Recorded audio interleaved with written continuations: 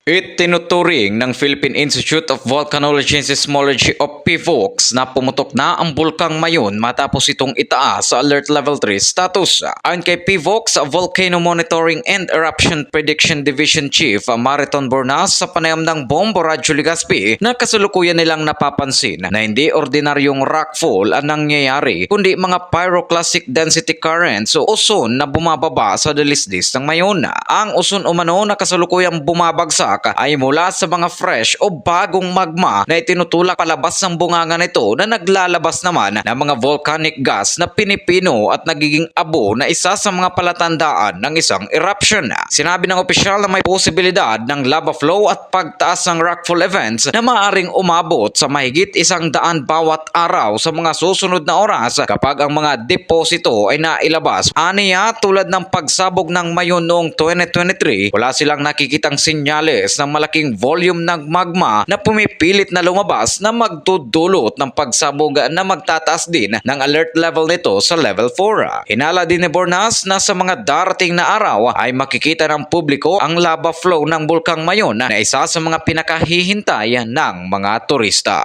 Ibig sabihin po, ito na pong fresh o bagong magma na, medyo fluidal pa siya, may kalaputan pa po, na bumabagsak po dyan po sa slopes at hindi po siya yung tumatalbog-talbog na bato. No? Flow po ito ng magkahalong volcanic gas, abo at mga basag-basag na bato na galing po sa bagong magma. So sinyalis po ito na meron na pong bagong magma na nilalabas at technically ito po ay eruption na. Kaya po kailangan po natin magtaas ng alert level 3. Mula rito sa impilan ng Bombo Radyo Legazpi, ito po si Bombo Eugene Rochan and this is Bombo Radyo Philippines, the #1 most trusted source of news and information.